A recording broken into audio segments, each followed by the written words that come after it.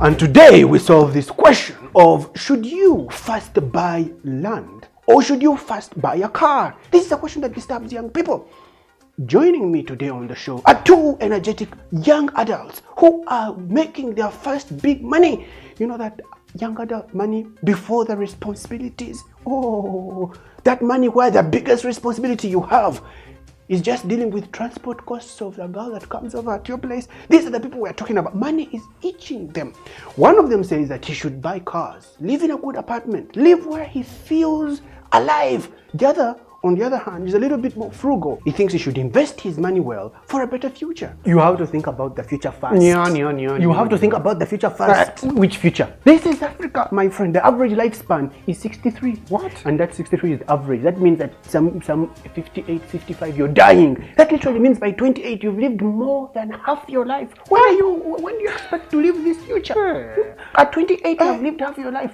At 38, you're in extra time. Really? Anything above 45, you're playing hide and seek with death. This is not me saying. This is statistics. At 45, no. Any time you go. You see this, moderator, these are the people who reach 38 without any investment. And should they even just lose a job, they go back to stay with daddy. Really? That at 38 and you're asking mommy for transport money to go to the town and look for jobs at 38. And you are the people who wait to live your life when you're older and you realize at 50 you missed a stage. And you're in the bar at 50 trying to fit in with the youth, wearing fitting clothes, yet you have a pot belly and a hoarse voice. You look like a toad, like a frog on the counter. Oh, wow. Facts. But you boy, you know, your mouth, you're there trying to fit in with young girls, buying complicated phones that were made for a generation that is younger than you. You can't understand how to use the phone. My friend's sugar daddy told her, hey, I have failed to find TikTok. What does that even mean? Like TikTok is some person that is hiding from you so that you don't find. This is wrong. Stop making generalizations because of your friend. Your friend was dating a stupid sugar daddy. You stop saying that everybody above 40 can't figure out a phone. It's a phone, not a rocket. You know what? Let me just use actual facts to help you learn this. Okay? Listen, land appreciates. Cars, phones, what? They depreciate. Exactly. So it makes sense that you buy something that appreciates, not something that depreciates.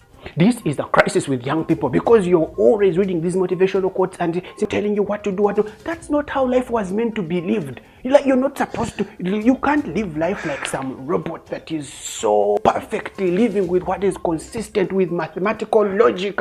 That's no way to live. Life is not mathematics. You don't wake up in the morning and you're like, what should I do today with my money according to Pythagoras' theorem? Who should I date according to the Archimedes principle so that I do not sink?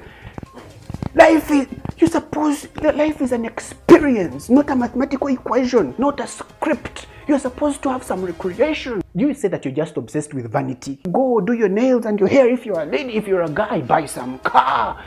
Smoke some weed. Hey. That back. This is a family show. We don't condone using drugs, boy. Wait. I take it back, If only people knew that some of your leaders are already smoking it. What was that? I heard nothing. I heard what you said. You say that the leaders in this country and they are using drugs. How can you come on a family show? Man, show some respect, man. How can you malign and defame the good leaders of this country? Have you seen the decisions they make? Can anybody who is sober make those decisions? No. You know what? Answer this. Why is that whenever you get your salary, you first think of the future?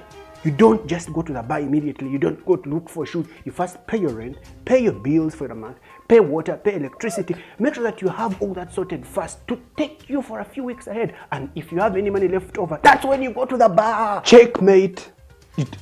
You have lost. It's over. What do you mean? It's not over. What do you mean? He just used an example that favors his argument. What do you mean an example that favors my argument? Let me give you my own example.